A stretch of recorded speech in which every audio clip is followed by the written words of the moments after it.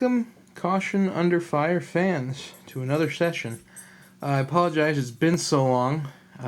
Between work and school and everything else, having a new baby, going through an MBA program, all that fun stuff, time is kind of tight. So, anyway, I've got something new to show you today. I've got you this guy, and I've got you his big brother over here, this guy.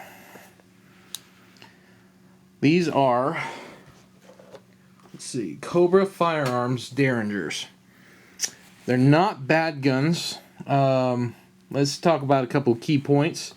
For the size, they're actually pretty decent. For the weight, this one's just is hefty, and I actually really like that about this gun. It feels good in the hand for that reason. They only hold a maximum of 2 rounds because they're a Derringer. I'll walk you through the functionality of them. They're identical in functionality and workings. What you do to load is you flip this little pin, crack that open. You've got your ejector right here on the side.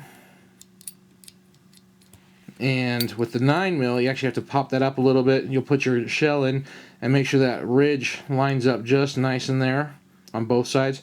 Drop it down, close it, pivot that pin, and that locks it in place and you're good to go. The hammer, this is an interesting fact. When you carry it, don't carry it with the hammer down. You actually have to have it in the second position. Reason being, if you don't, this gun will actually, there we go, there's the second position. It presses on the firing pins, and so they're actually going to be exposed. I don't know if you can see in there or not, but yeah, there you get a little bit of it. These firing pins will actually be exposed, so if you put your rounds in here and you slam it down hard, you could potentially have the gun go off. Both have been chamber checked prior to this show, but I'll go ahead and do it for you right now too. There you go. Anyway, you put them in the second position because that way it's not pressing on those firing pin mechanisms. Also, it's got a safety built into it, so you press on this guy right here, and that puts a block in front of this hammer so that it will not fire even if you were to drive or fire it with it regardless. This way also, if you drop it, it won't go off if it's in the second position. But obviously when you're ready to fire, you just cock it back all the way, make sure you get a decent grip. And then with the trigger on this guy, you do need to pull back almost downward rather than back. And that'll fire. It's actually got a rotating piece. There's this little black block right here. Depending on where it's located, it automatically transitions back and forth to the higher and lower position. I think right now it's on the lower position. The closer it is to this piece lets you know which one's on. And then, obviously, you'd pull the trigger again and it would set off the other chamber. Now, accuracy, neither one of these are very good. This one's a 22 long rifle, and this one's a 9mm. The 22 long has actually been more reliable than the 9, and it's actually really fun to shoot. Very, very little recoil, and I really actually enjoy this gun. The 9mm I've had some issues with. Accuracy overall, neither one of these are good beyond, say, honestly, 2 to 3 yards at most. And even then, you're not going to be hitting an amazing grouping. But for like a backup weapon in dire need, these aren't terrible for that purpose. I do love the feel of this gun. Both of them are fun. I like the size and the weight of this one a little bit better, just because of how it's running. Ergonomics, it doesn't feel too bad, although it is a little bit awkward with the size of the grip and then the hammer, and the trigger is going to be a little bit difficult to manipulate. I've actually had a couple other people shoot it, and they actually had a hard time even getting it to go off because of the trigger. Likewise, the sights on them are not great. They're not terrible, but they definitely aren't the best. But you can make do. Like I said, this is more of an up-close and personal gun, nothing for distance. Cleaning, really easy. Same thing, you just pop that open, run down some bore brushes and a little bit of cleanser, brush out here, and then you're good to go. Put on a little bit of oil and you're done. There's really not any kind of accessories for these. I mean, you might be able to change out the grips or whatever. I actually like the feel of them. Comes with a hard case and basically the gun, and that's about it. I will say this much though, they do have a decent value. These ones I got from the gun show at $100 a piece. They usually run closer to the $200 price range. That's because there were some blemishes on these guns apparently, or they were factory rejects of some sort, so they didn't quite meet the specs, but they function and they guarantee them. Reliability, I don't know if I would trust my life with these guys. While this one functions pretty well overall, I have had a couple of misfires where it's just light primer strikes. Same thing with this gun. Reliability, like I said, there was another issue. I was trying to eject some spent rounds, and this piece, I don't know if you can see, very, very thin ejector, and the casings expanded like they do. So when I went to eject it, it actually bent and cracked this piece. Now, going back to quality, that's an issue I think that they should look into, maybe using some steel parts. I think this feels more like aluminum than steel. I could be wrong.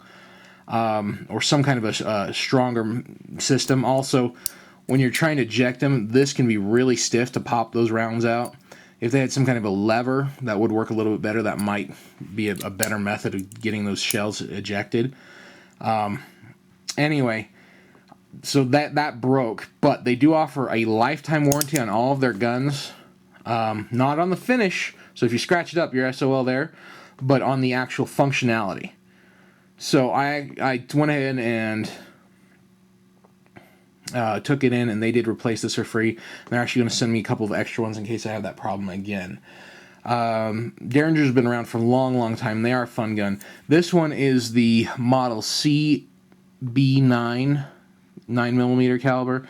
This one's the model C22LR 22 long rifle. This one's my wife's. This one was going to be mine. I may end up selling this just because like I said, I actually like the feel and the weight of it. It's kind of a fun gun. If you ever saw Kiss Kiss Bang Bang, Val Kilmer and Robert Downey Jr., you know, these kind of are neat little things. I'm not going to tell you what happened because this is a family show, but he refers to it as a particular type of gun for his uses. And like I said, for a backup gun, it's easily concealable, ankle holster, in the pants, whatever you want, but you're limited on round count, and that's definitely an issue. This would never be my primary. It would always only be a backup at best, because there's not enough reliability in them for that. But for just a plinking fun gun, and for just the fact that they're kind of cool looking, they're worthwhile. So if you're looking for something that you don't, you know, you may, we originally bought these to put in our 72-hour kits, just something that I didn't care if I had a lot of money sitting in a bag in the closet that I never use.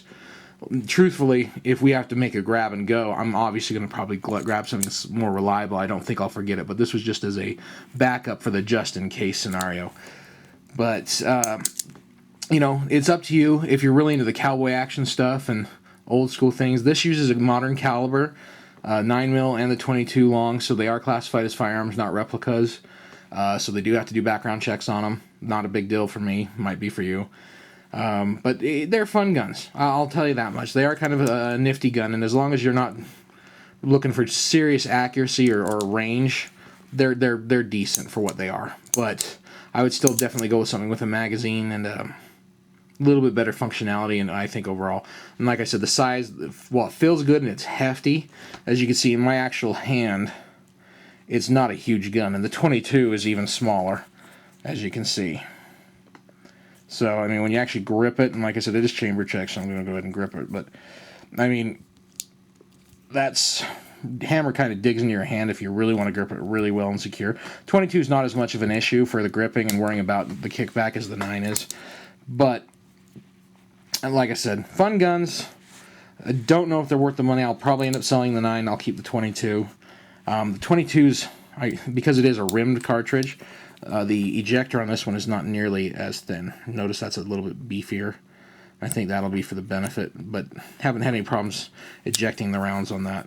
So, well, thanks for stopping by. Hope you enjoyed the show. We'll see if I can get a couple more videos out before too long. Thanks so much.